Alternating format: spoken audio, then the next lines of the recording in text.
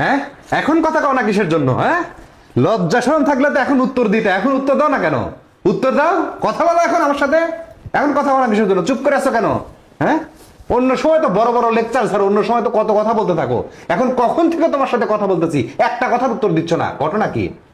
এনে আবার এসে কাজ শুরু করছো, কথা বল। এ কি রে ভাই, কখন থেকে ঝগড়া করার চেষ্টা করতেছি, একটা কথারও উত্তর দিচ্ছে না। এভাবে কি ঝগড়া করা যায় নাকি? আশ্চর্য। ওই কথা বলো না কিসের জন্য? কি হ্যাঁ, কথার তুমি উত্তর? কথার উত্তর না দিলে তো আমি ঝগড়া করতে পারতেছি না। কি কথার উত্তর দিব? তুমি তো আমার কোনো কথার উত্তর দিচ্ছ না, চুপ করে আছো কিসের জন্য? আচ্ছা, একটা সংসারের সুখের মূল মন্ত্র কি বলো তো? সুখের মূল মন্ত্র আবার কিসের মন্ত্র যন্ত্র নিয়ে আইছো? সুখের কোনো মূল মন্ত্র নাই, টাকা কামাই করাই সব। না, ভুল ধারণা। শুধু টাকা থাকলেই সুখে থাকা যায় না, সংসারে সুখ আসে না, বুঝছো?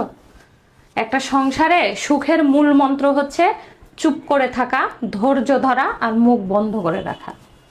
কি? টাকা পয়সা কিছুই না, চুপ করে থাকা, ধৈর্য ধরে থাকা আর মুখ বন্ধ করে রাখলেই সুখ চলে আসবে? শোনো, টাকা পয়সা অবশ্যই কিছু, কিন্তু শুধু টাকা কামাইলেই সুখে থাকা যায় না, ঠিক আছে? এই যে তুমি কখন থেকে আমাকে গালাগালি করতেছো, কত কথা বলতেছো, আমি কি কোনো উত্তর দিছি? তো তো উত্তর দিচ্ছে না জন্য তো মজা পাচ্ছি না, উত্তর দাও। উত্তর দিচ্ছি না কেন? কারণ তুমি এখন রেগে আছো। আমি যদি তোমার কথায় উত্তর দেই তাহলে হয়তোবা তোমার সাথে আমার প্রচন্ড ঝগড়া হবে। ঝগড়ার একটা পর্যায়ে তুমি রেগে যেয়ে হয়তোবা আমার গায়ে হাত তুলবা, আর সেই কারণে আমি রাগ করে আমার বাপের বাড়ি চলে যাব। সেখান থেকে হয়তোবা তোমাকে আমাকে নিয়ে বিচার হবে, আরো 10টা 20টা লোক জানবে, তাতে কি আমাদের ভালো হবে? আসলে ঝগড়া রাগারাগি কখনোই ভালো কিছু বয়ে আনে না, তাই আমি চুপ করে আছি। তাতে এতে সুবিধাটা কি?